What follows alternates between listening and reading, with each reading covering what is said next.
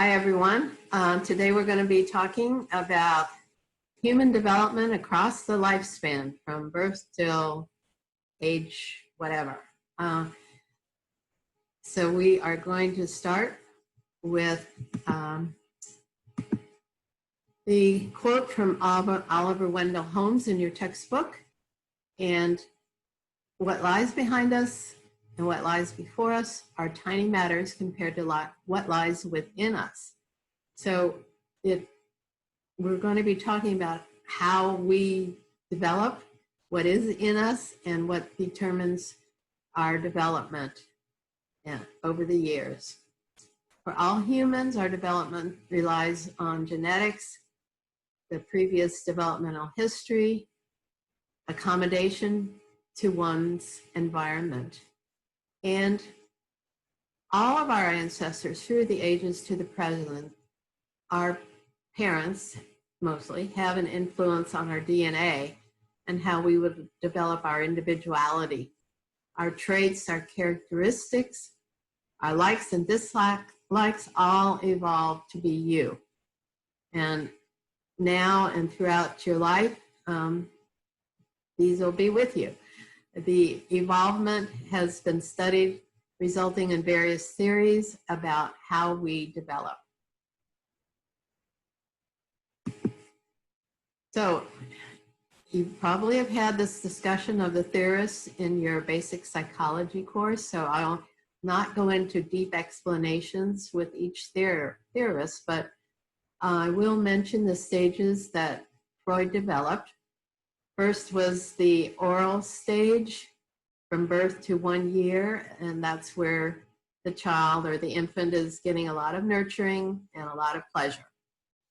A problem in this stage in adulthood, if they don't get through this stage very well, may result in overeating, smoking, or an oral fixation. And maybe you know somebody that has some of those traits. The second stage is the anal stage in a 2 to 3 year old, when the child learns about rules and toilet training. As adults, there may be, if they haven't gone through this part of their life very well with the anal stage, you've heard of people saying, oh, they're very anal. Well, it comes from this Freud's stage here. The person can be overly tidy, miserly,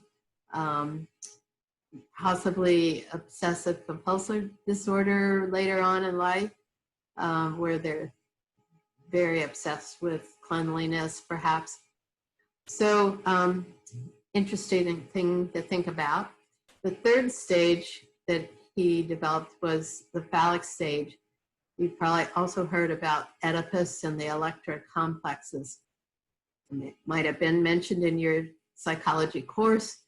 But you might also see it mentioned in a report from a psychologist after they've done some testing, or a report from the psychiatrist. If they'll be mentioned in the report if the person has had problem getting through these stages in their early life. And Freud had 2 other stages of latency and the genital stages.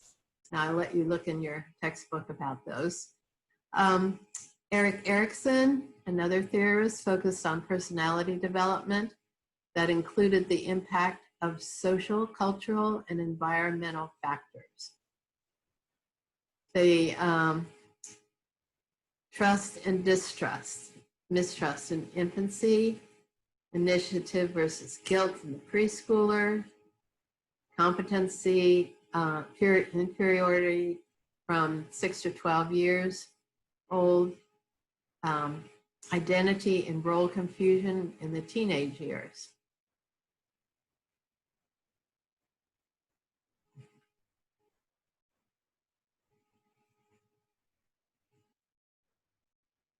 The other theorists emphasized interpersonal behavior and relationships. That was Harry Stack Sullivan. And the factors that were very central to influencing the child and the adolescent. Jean Piaget developed cognitive learning concepts focusing on school-age children. And John Bowley recognized the importance of bonding and child development by their parents. Later, they included all caregivers as primary attachment figures. So parenting, as you can see, is fascinated these theorists, and they wanted to know more about it, so they did the research. And it's just not easy, but maybe with this background in child development, it will be useful to you in your future when you do have children, or maybe you have children now. But at least these psychologists felt the need to study child development and then share their findings. So as far as John Bowley's theory, some people do not have parenting from their parents. They have it from a surrogate parent that is actually their guiding light in life. And it could be someone in their family other than their parents, a teacher or a coach that they have in the sport that they do, or a spiritual teacher. So it's important for them, for kids to have somebody that can parent them. Behavioral theorists, they're all American psychologists, and psychologists kind of broke away from the biologists and the psychiatrists, and they developed their own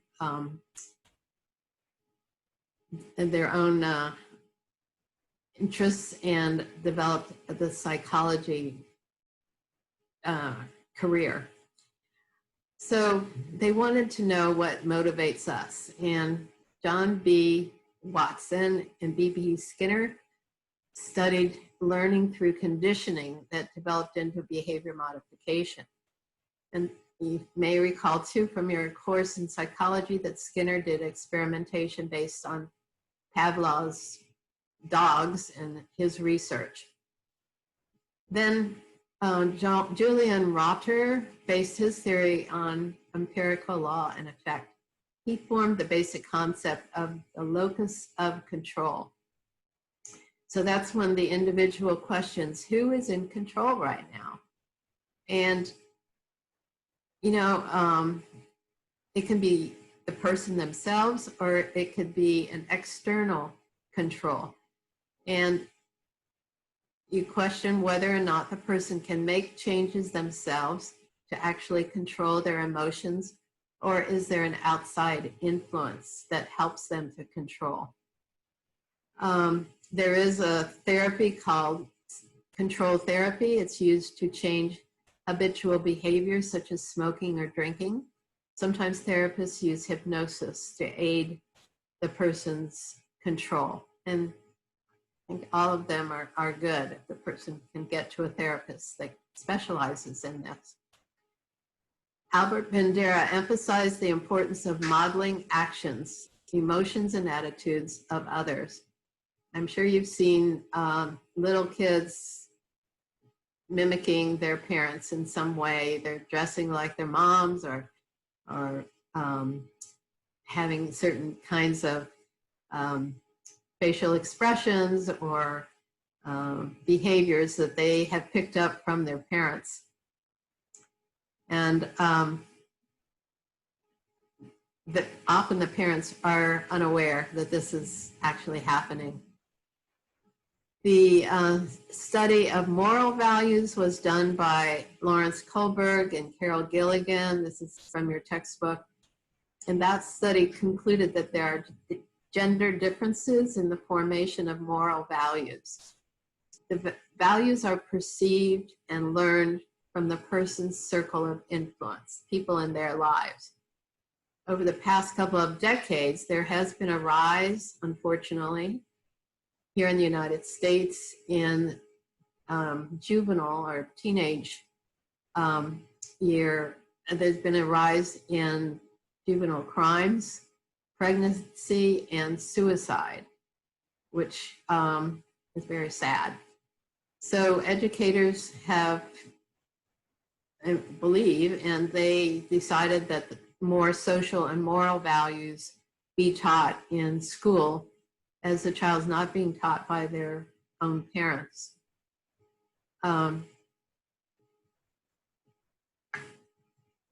So hopefully that is happening. So let's go on into adult development. Carl Jung developed his life stage theory based on psychoanalytic theory, intimacy versus isolation. When the young adult is in their, well, a teenager, if they're having difficulty with forming relationships, they tend to isolate. They shut their door and you don't see them much. The parents have to knock on the door to make sure it's okay to come in, that kind of thing. So often they cannot relate to their peers or adults or to the norms of society. And as they grow into adults, they become very egocentric because they really don't see anything outside their own lives. Possibly could be forming, getting into a narcissistic personality type. Generativity versus stagnation. This is when the adult evaluates the past. So they're in their like 40s, 50s. And this is when they're accomplishing goals in their life, their careers. They establish new relationships.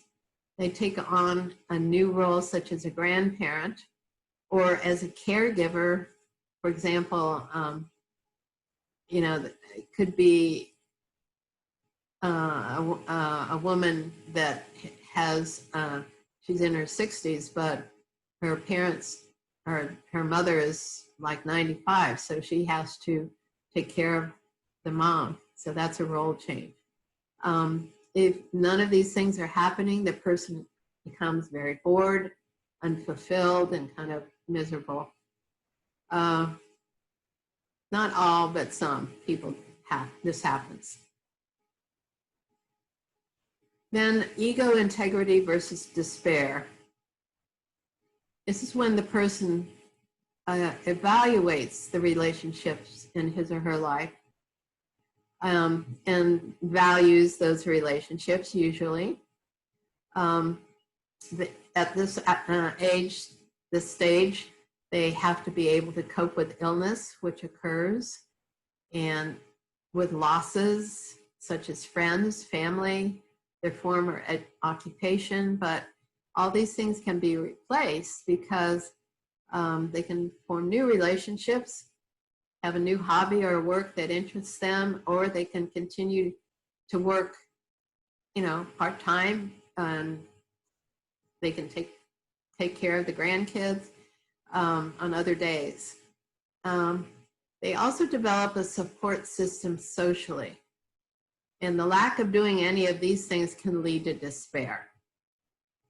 So in the next slide, we're going to see Maslow's hierarchy of needs for an older adult. And this is from your textbook. You've seen it probably. So as you're talking with your patients, evaluate their needs. Safety and security is a big one, as well as the biologic needs, especially if they're in the hospital. They have to feel safe and feel some comfort in getting their nutritional needs met.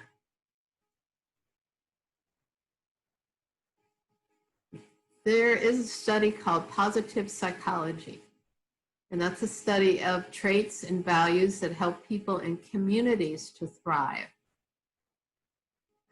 So you see here, creativity, maybe that's not every day, persistence, kindness, fairness, forgiveness, maybe that's not every day, but gratitude, hopefully. So ask yourself each day, how many of these traits did you exhibit that day? So population growth in our country is rapidly growing. particularly in those 85 years and older, called the older old. Currently, this group of older people, the older old, of the United States population is 1.3%, but by 2050, the older old will grow to 19 million, or 1/4 of the entire older population. Other minority groups will also be more prevalent, and you can see that in table 7.3 in your textbook. So on this topic, I remembered that midway through my career as a clinical nurse specialist, I stopped to think about where the jobs would be most likely in the future. I had a child, I was a single parent, and I was also living with my mother. She was living with us. And so I had to make sure I'd be financially solvent for a number of years. I knew then that the geriatric population was growing, and so decided to focus on that population and became the director of Central City Older Adult Outpatient Facility and therapist there as well. And that worked out just how I thought it should.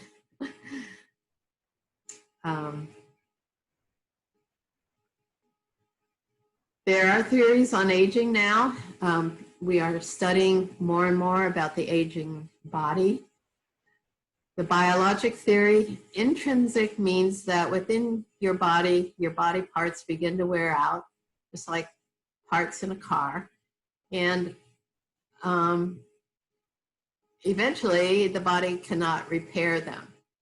Although now we do have surgeries that can replace almost any body part that isn't functioning anymore and becomes problematic. But it depends in a person how these body parts are going to kind of disintegrate, depending on predisposing factors such as high cholesterol that might lead to heart disease, things like that. If they've been very active in sports, you know, their extremities or the back has a lot of pain, arthritis, and so forth. Extrinsic has to do with environmental factors such as radiation, drugs, or any toxic substance that can lead to cell damage. And that can be cells anywhere, skin or, you know, liver, wherever. So then the genetic theory has to do with two types of genes that we inherit. One is the juvenescent, which promotes growth and vigor in the person, and the senescent, which is activated in middle and late life and starts the decline in the deterioration process. And you might ask your doctor what they think, if you're on target to be having deterioration or if you're going to have vim and vigor as you grow older. The immunologic theory has to do with changes in the immune system that start right after puberty, which is really early. And at that point, it's only functioning 5 to 10% of its capability to help you when you have diseases.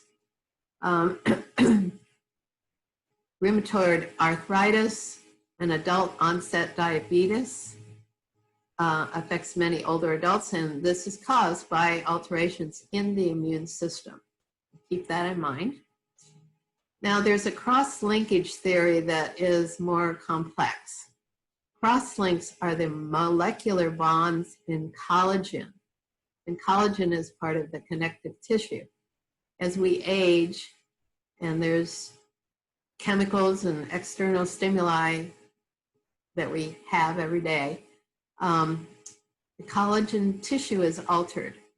Now, researchers are not sure what triggers these alterations or these cross-links, but when triggered, the collagen fibers become rigid and fragile. So the collagen that is supposed to maintain the structure of the cells and their elasticity is very much affected. So this is certainly not very good for the skin tissue as well as the cardiac and muscle tissue. So there's deterioration there. There's much research going on now to identify how the aging process can be reversed.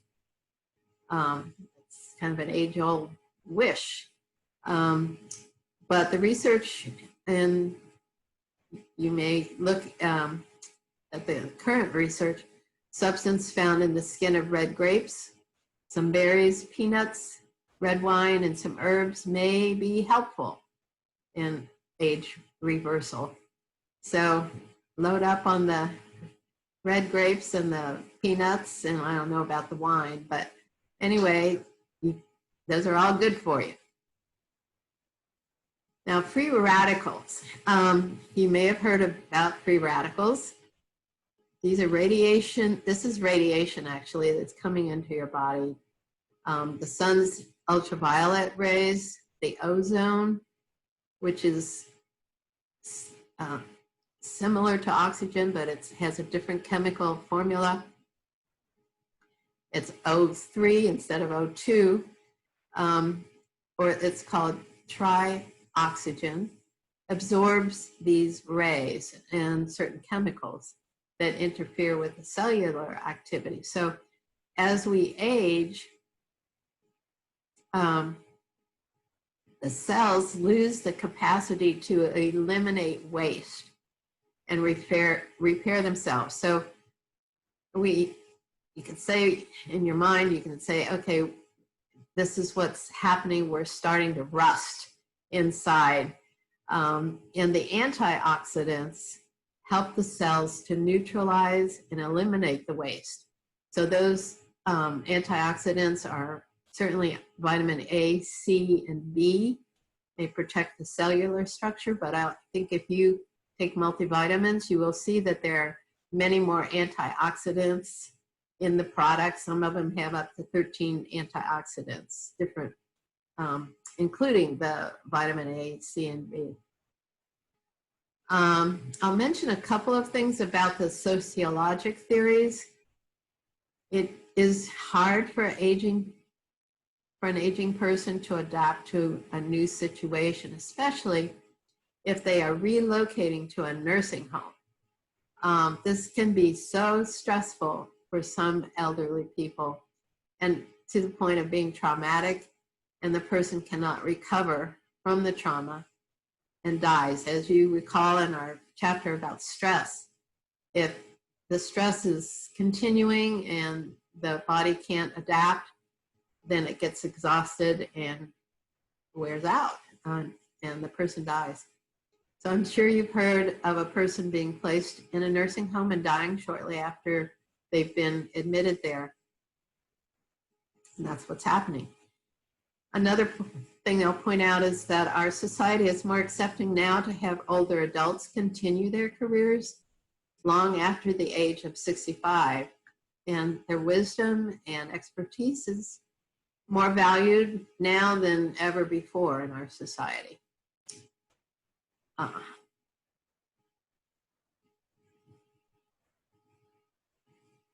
see here. Let's see if I covered everything on that slide. Just if you want to know more about the sociologic theories, and there are more current theories, there are more in the textbook at the end of the chapter with a very long list of all the articles for your reference. Okay, now let's go ahead. So the actual process of aging, the physiologic aging, is an important part of this process is the nervous system. The loss of acetylcholine and epinephrine can affect cognitively and the memory of the person. So those are two neurotransmitters in the nervous system. Also serotonin loss, another neurotransmitter, can affect temperature regulation, the heart rate, the affect that the person has, the expressions, and the regulation of sleeping, thinking, and breathing can be disturbed. So this is an important neurotransmitter, as you can see. There's also loss of muscle mass, depending on the amount of activity and exercise the person has been doing all their lives. So aging is not reversible, but people can live to a very old age. I went to a conference where a doctor was researching centenarians, or people over 100 years old, and he interviewed elders all over the world up to 115, 117 years old. And I believe, my memory serves, Japan had the most people over 100, but don't quote me on that. But it was very interesting. There's a lot of interest in people living that old. Physiologic aging varies, as we've discussed, of many factors. There's a certain degree of loss in the numbers of neurotransmitters in normal aging also, but the degree of the loss depends on the person's structure of their nervous system. So the creatinine level is reduced if the person has a decrease in muscle mass. So when you're looking at the charts and you see a creatinine level, look to see if it's within normal range. It's a little bit different for women and men, but the normal is 0.5 to 1.2. And drugs that are excreted through the kidneys may need adjusting if they're losing muscle mass. A high creatinine level means the kidneys are not working well, and other tests should be performed because could be a cancer, could be something going on in the kidneys. Low levels could mean that the person is dehydrated. So check that out when you see the person's chart. Part of an assessment of the elderly is how they are actually functioning in their daily lives. And often a functional problem will bring the person in to see the doctor, and they say, I'm not feeling good, and the doctor's assessment should include the activities of daily living, or ADLs. You may have heard this before, which includes the grooming and ability to take care of their personal hygiene, their shower or bath, brushing their teeth, washing their hair, toileting, and then also meal preparation, ambulation. The instrumental activities of daily living, or IADLs, is actually the ability to function in the community or to do life's day-to-day important tasks, such as shopping, housework, paying bills, gardening, doing the laundry, driving, or the ability to take a bus if you can't drive. People are in the DMV, they look pretty elderly. Some people drive into their 90s. Their eyesight and their hearing is still good. An example might be a female client comes into the doctor's office with a complaint, and she says, I just don't have the energy to cook anymore. Maybe I should just give up and then I won't have to worry about it. Why am I living anyway? What's my purpose of being on this earth? Is she depressed? Well, maybe. But a physical assessment should be done as well as a mental assessment. And most of the doctors that have specialized in geriatrics will do both of these. I'm not sure about other doctors and their thoughts about doing a mental status exam or functioning assessment. Okay, so psychosocial aging. How does the individual respond to certain life events when their former coping mechanisms are not effective? There may be changes in cognition, memory, personality, social supports, sexuality, and role status. But more research is needed in all of these areas. And contrary to some beliefs, there is no change in an older person's intelligence as they get older. They may be slower to answer. I mean, they might be in the DMV taking a test. They might be there longer than anybody else, but they know the right answer. There is a short-term memory and long-term memory change, but forgetting names for an older person is pretty normal. Going into a room and forgetting why they went into the room in the first place is pretty normal. So the psychiatric mental health nurse can reassure that person with those kinds of memory failures. They're not indicative of dementia. Also, in general, when one ages, there is no change in the personality. And they can still problem solve as always. However, there may be some traits that are intensified as a person gets older. Now, there are some elders who just become quite dependent. And dependency is a learned behavior. If the person is healthy and no particular reason to need help, then the person has learned that he or she can get attention by their helplessness and their helpless behavior. So these people do have, well, a lot of elders have social supports, which are very important to keep some sort of support system available in a person's life. And the quality of these care providers is the key, not the quantity. You want to have somebody who really cares about that elderly person and will be there for them. Okay, so sexuality.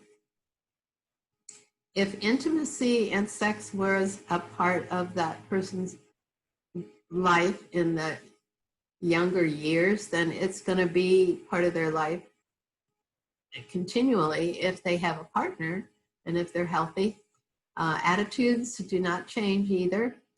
I have an example of a couple in their 90s that I used to visit the woman because of a blood pressure check once a month.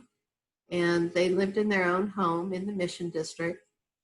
And I had called to let them know that I was coming one day. And I approached the home and the front door, as I usually did. And while I was waiting for an answer, I could see in the window right next to where the front door was.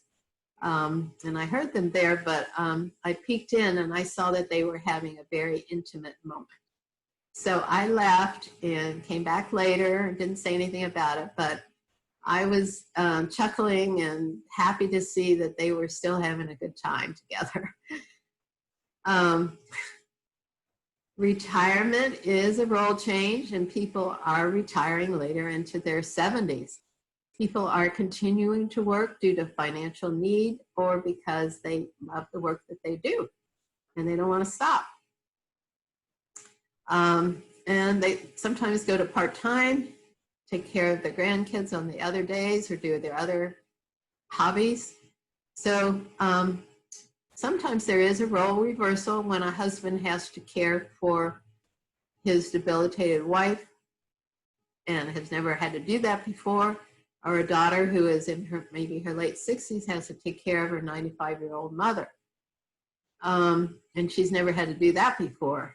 Or the son even has to take care of his mother and they feel very awkward and weird and need education. So while I was working at Hospice by the Bay, the last 5 years I was there, I was the nurse that would help the person, help the family after their loved one was discharged from hospice because the person no longer met the criteria for being on hospice, even though they still had the terminal illness. So problems would come up. I would call them once a month and check in to see how things were going. And there may be a problem that had come up and hadn't happened before, so they needed some education and some help. or maybe the patient had started to decline again. And since the hospice team was no longer coming, I often went to assess the problems they were having and help them to problem solve or to assess the patient and get the person back on hospice care. It's a very interesting and very good kind of help for the person that the hospice team had now had to leave because they weren't hospice appropriate anymore. We're going to talk about the mental status assessment. Hopefully you will have a chance to do an assessment on a new patient in your clinical area. You will use the holistic approach, including all the factors. How does that person look? Do they look nice and neat and tidy or disheveled? Their health status, their socioeconomic status, and life events. What's been happening to them before they got to the hospital. Your clinical instructor will direct you to the mental status exam that the facility uses. There is a long version and a short version, and the next slide, I have that sample from your book, your textbook, of a 6-question exam that requires only verbal responses, so it can be done over the phone or via telehealth if that's available.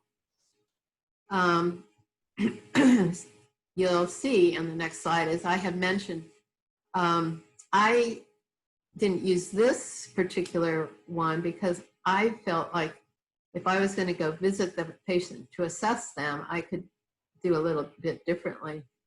And so I had the patient draw a clock with a time that I gave them, say, okay, I want to see what a clock looks like, and the time is 2 p.m. Or 2 o'clock.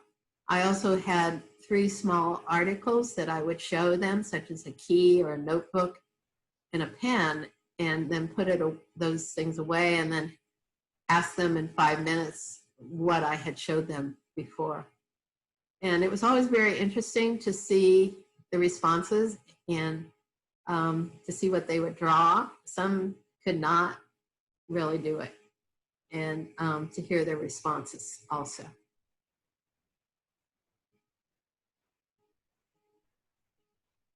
There is a cultural impact on aging.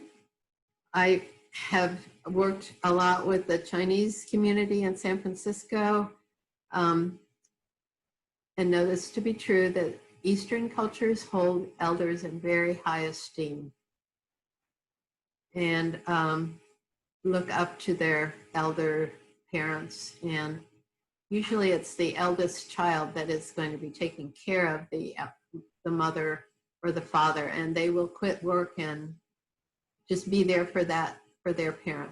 They really feel like that is their responsibility, and keep them at their home usually. A very primitive culture may isolate their elders if they're no longer able to go out and hunt for food. Now, this is really primitive. But some tribes consider the elder as a burden and kind of shove them to the side and don't include them in their meetings or their festivities, unless the person is really active and can contribute. The Western culture now, our societies are more optimistic about aging. Healthcare in the United States can be more expensive for elders because they usually have more need in hospitalizations and surgeries than younger people. So our insurance rates are pretty high, unfortunately. Maybe that'll change. Some cultures want to use their herbs and remedies from the country of origin, like the Chinese, particularly Hispanic culture. The Hispanics have a curandero that may have come to assess their loved one and recommended certain remedies. The nurse may not be able to find out what the remedies contain, but if they are able to, they should list it with their medications as well as multivitamins. It should be on their medication list.